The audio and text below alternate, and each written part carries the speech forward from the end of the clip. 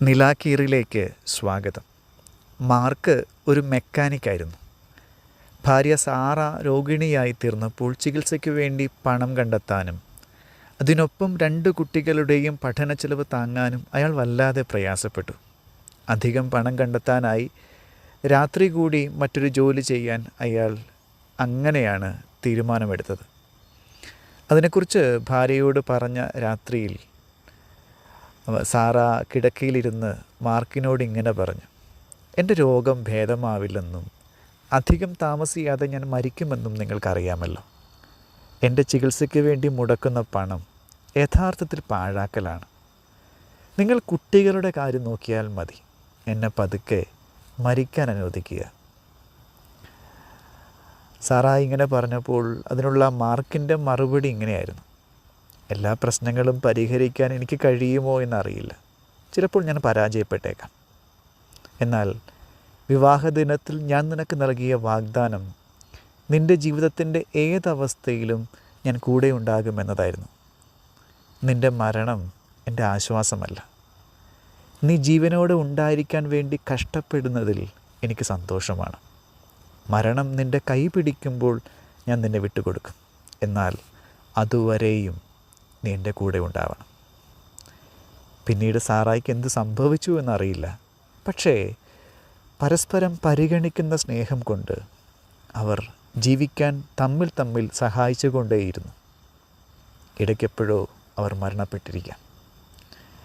ഇന്ന് തിരുക്കുടുംബത്തിൻ്റെ തിരുനാൾ ആചരിക്കുമ്പോൾ ഈ കഥ മാത്രമല്ല, ഇന്നത്തെ സുവിശേഷവും കുടുംബജീവിതത്തെക്കുറിച്ചുള്ള വീണ്ടുവിചാരങ്ങളിലേക്ക് നമ്മെ ക്ഷണിക്കുന്നുണ്ട്. സുവിശേഷ സന്ദർഭം ഇങ്ങനെയാണ്: ജെറുസലേം ദേവാലയത്തിൽ ഉണ്ണിയേശുവിനോടൊപ്പം തിരുനാളിന് പോയ ജോസഫും മറിയവും തിരികെ വീട്ടിലേക്കുള്ള 3 ദിവസത്തെ യാത്ര പിന്നിട്ടതിന് ശേഷം ഉണ്ണി തങ്ങളോടൊപ്പമില്ല എന്നറിഞ്ഞ് തിരികെ പോകുന്നതും യേശുവിനെ ദേവാലയത്തിൽ കണ്ടെത്തുന്നതുമാണ് ഇന്നത്തെ സുവിശേഷത്തിൻ്റെ ഉള്ളടക്കം. ഒരു കുടുംബം അനുഭവിച്ച ഒരു പ്രതിസന്ധിയുടെ വിവരണം എന്നതിനേക്കാൾ ആ കുടുംബത്തെ തിരുക്കുടുംബം എന്ന് വിളിക്കുന്നതിനുള്ള വിശദീകരണവും അതിലൂടെ ലഭിക്കുമെന്ന് തോന്നുന്നു. എന്താണെങ്കിലും യേശു ദൈവപുത്രനായിരുന്നു എന്നതല്ല, മറിച്ച് അവിടെയുള്ളവർ പുലർത്തിയ ഉന്നതമായ മനോഭാവങ്ങളാണ് നാസറത്തിലെ കുടുംബത്തെ തിരുക്കുടുംബമാക്കിയത് എന്ന് ഉറപ്പിച്ച് പറയാൻ കഴിയും. അവർ മൂവരും തങ്ങളുടെ ജീവിതത്തിൽ സൂക്ഷിച്ച സവിശേഷമായ മനോഭാവം എന്തായിരുന്നുവെന്ന്, അവർ കുടുംബജീവിതത്തിന് നൽകുന്ന മാതൃക എന്താണെന്ന് സുവിശേഷത്തിൻ്റെ പശ്ചാത്തലത്തിൽ നോക്കിക്കാണാൻ നമുക്കൊന്ന് ശ്രമിക്കാം. ഒന്നാമത്തേത് മേരിയുടെ മാതൃകയാണ്. ബാലനായ യേശുവിനെ കാണാതെ അന്വേഷിച്ചിട്ട് ഒടുവിൽ ദേവാലയത്തിൽ കണ്ടെത്തുമ്പോൾ മറിയം പറയുന്നൊരു വാക്യം ശ്രദ്ധേയമാണ്: നിൻ്റെ പിതാവും ഞാനും ഉത്കണ്ഠയോടെ നിന്നെ അന്വേഷിക്കുകയായിരുന്നു. എങ്ങനെയാണ് നിൻ്റെ പിതാവ് എന്നൊരു വാക്ക് ആദ്യം സംഭവിച്ചത്? മറിയത്തിൻ്റെ സ്ഥാനത്ത് നമ്മളായിരുന്നെങ്കിൽ ഭയവും നിരാശയും ദേഷ്യവും സങ്കടവും ഒക്കെ ഇടകലർന്ന് അനുഭവിച്ച ആ നേരത്ത് അതെങ്ങനെയാവും ഉണ്ണിയോട് പറഞ്ഞിട്ടുണ്ടാവുക? എൻ്റെ പേരിനേക്കാൾ മുമ്പ് എൻ്റെ പങ്കാളിയുടെ പേര് പറയാൻ ഇടയുണ്ടാവും. തൻ്റെ ആകുലതകൾക്കിടയിലും മറിയം ആദരവോടെ സംസാരിക്കാനും യേശുവിൻ്റെ വളർത്തുപിതാവ് എന്ന പരിഗണന ജോസഫിന് നൽകാനും ശ്രദ്ധിക്കുന്നുണ്ട്. ശരിക്കും കുട്ടികൾ മാതാപിതാക്കളിൽ നിന്ന് പഠിക്കേണ്ട ഒരു പാഠം അവർ പരസ്പരം നൽകുന്ന ആദരവായിരിക്കും. ഈ മരിയൻ മാതൃകയുടെ പശ്ചാത്തലത്തിൽ 2 ചോദ്യങ്ങൾ നമുക്കിങ്ങനെ ചോദിക്കാം. വീട്ടിൽ എൻ്റെ പങ്കാളിയെ പരിഗണിക്കാൻ ഞാൻ ശ്രദ്ധിക്കാറുണ്ടോ? കുട്ടികളുടെ മുൻപിൽ വെച്ച് ഞാൻ അയാളെക്കുറിച്ച് ആദരവോടെ സംസാരിക്കാറുണ്ടോ? രണ്ടാമത്തേത് ജോസഫിൻ്റെ മാതൃകയാണ്.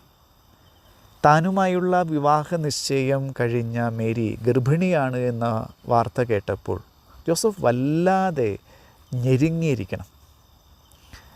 അത് അദ്ദേഹത്തെ സംബന്ധിച്ച് വലിയൊരു പ്രതിസന്ധിയായിരുന്നു. യഹൂദ നിയമം അനുസരിച്ച് മറിയം പൊതുസമൂഹത്തിന് മുമ്പിൽ വെച്ച് അപമാനിക്കപ്പെടുകയും കല്ലെറിഞ്ഞ് കൊല്ലപ്പെടുകയും ചെയ്യേണ്ടവളാണ്. എന്നാൽ ജോസഫ് ശ്രമിക്കുന്നത് നീതി കൊണ്ട് അവളെ വിധിക്കാനല്ല, കരുണ കൊണ്ട് അവളെ പൊതിഞ്ഞു പിടിക്കാനാണ്. അങ്ങനെയാണ് അപമാനത്തിന് വിട്ടുകൊടുക്കാതെ രഹസ്യത്തിൽ അവിടം വിട്ടുപോകാൻ ജോസഫ് തീരുമാനിച്ചത്.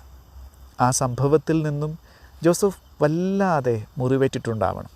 എന്നിട്ടും മറിയത്തിൻ്റെ സൽപ്പേര് സംരക്ഷിക്കാൻ അദ്ദേഹം ശ്രമിച്ചു. വേദനയും തെറ്റിദ്ധാരണയും പ്രതിസന്ധികളും ഏത് വീട്ടിലുമുണ്ടാകാം. പക്ഷേ കൂടെയുള്ളവരുടെ അഭിമാനത്തിന് ക്ഷതമേൽപ്പിക്കാതെ ആ സംഭവങ്ങൾ പരിഹരിക്കാനുള്ള സ്നേഹം എനിക്കുണ്ടോ എന്നത് ഒരു ചോദ്യമാണ്. ഒരാളുടെ നഗ്നതയെ ഉടുപ്പിക്കാനുള്ള കരുതലിൻ്റെ പേരും കൂടിയാണല്ലോ സ്നേഹം. ജോസഫിൻ്റെ മനോഭാവത്വത്തിൻ്റെ പശ്ചാത്തലത്തിൽ ഒരു ചോദ്യം നമുക്കിങ്ങനെ ചോദിക്കാം: എൻ്റെ കൂടെയുള്ളവരെക്കുറിച്ച് ഒരു തെറ്റിദ്ധാരണയോ വഴക്കോ ഉണ്ടായാൽ അവരുടെ സൽപ്പേര് സംരക്ഷിക്കാൻ ഞാൻ ശ്രദ്ധ വയ്ക്കാറുണ്ടോ? അതോ എൻ്റെ അഹന്തയും കോപവും കൊണ്ട് അവരെ തകർത്ത് കളയുകയാണോ ചെയ്യുന്നത്? മൂന്നാമത്തേത് യേശുവിൻ്റെ മാതൃകയാണ്. ജോസഫിനെയും മറിയത്തെയുംക്കാൾ ദൈവികമായ ജ്ഞാനം തനിക്കുണ്ടായിരുന്നെങ്കിലും യേശു അവർക്ക് വിധേയനായി ജീവിച്ചുവെന്നാണ് സുവിശേഷം പറഞ്ഞു തരുന്നത്. അങ്ങനെ വിധേയപ്പെടുക എന്നത് സ്നേഹത്തിൻ്റെ ഒരു രീതിയാണെന്ന് യേശു പറഞ്ഞു വയ്ക്കുന്നുണ്ട്. മാത്രമല്ല, ദൈവത്തിൻ്റെയും മനുഷ്യരുടെയും പ്രീതിയിൽ അവൻ വളർന്നുവെന്ന് കൂടി സുവിശേഷത്തിൽ നമ്മൾ വായിക്കുന്നു. ഒരു ജീവിതത്തെക്കുറിച്ച് പറയാവുന്ന മഹത്വമുള്ള ഒരു അടയാളപ്പെടുത്തലാണ് ഇത്. ദൈവത്തിൻ്റെയും മനുഷ്യരുടെയും സന്തോഷത്തിന് കാരണമായിരിക്കുക എന്നത്. അത് മറ്റുള്ളവരെ പരിഗണിച്ചുകൊണ്ടുള്ള ഒരു ജീവിതത്തിൻ്റെ സൂചനയാണല്ലോ. അങ്ങനെയാണെങ്കിൽ യേശു മാതൃകയുടെ പശ്ചാത്തലത്തിലും നമുക്ക് ഇങ്ങനെ ചില ചോദ്യങ്ങൾ ചോദിക്കാം. എൻ്റെ പ്രിയപ്പെട്ടവർ പറയുന്നത് അനുസരിക്കുന്നത് ഒരു അടിമത്തമായി ഞാൻ കണക്കാക്കുന്നുണ്ടോ? അല്ലെങ്കിൽ അവരുടെ അഭിപ്രായങ്ങൾ സ്വീകരിക്കുന്നത് എൻ്റെ പരാജയപ്പെടലായി ഞാൻ കരുതിയിട്ടുണ്ടോ? ഇതൊക്കെ ചെറുതാണെങ്കിലും പ്രധാനപ്പെട്ട ചോദ്യങ്ങൾ തന്നെയല്ലേ. നസ്രത്തിലെ കുടുംബത്തിലുണ്ടായിരുന്ന 3 പേർ അവരുടെ ജീവിതത്തിൽ സൂക്ഷിച്ച മനോഭാവങ്ങൾ അവരുടെ സ്നേഹത്തിൻ്റെ വിഭിന്നങ്ങളായ ഭാവങ്ങൾ തന്നെയാണ് എന്ന് പറയാം. മറിയത്തിൽ അത് കരുതുന്ന സ്നേഹമാണെങ്കിൽ ജോസഫിൽ അത് പൊതിഞ്ഞു പിടിക്കുന്ന സ്നേഹവും യേശുവിൽ അത് വിധേയപ്പെടുന്ന സ്നേഹവുമാണ്. മറിയവും ജോസഫും നല്ല 2 മാതാപിതാക്കളായിരുന്നു.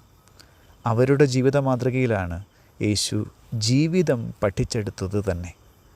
അതുകൊണ്ട് തിരുക്കുടുംബത്തിൻ്റെ ജീവിത മാതൃകയെക്കുറിച്ചുള്ള വിചാരം, പാരൻറ്റിങ് എന്ന വാക്കിൻ്റെ അർത്ഥം എന്താണെന്ന് കൂടി ചിന്തിക്കാനുള്ള ക്ഷണം നൽകുന്നുണ്ട്.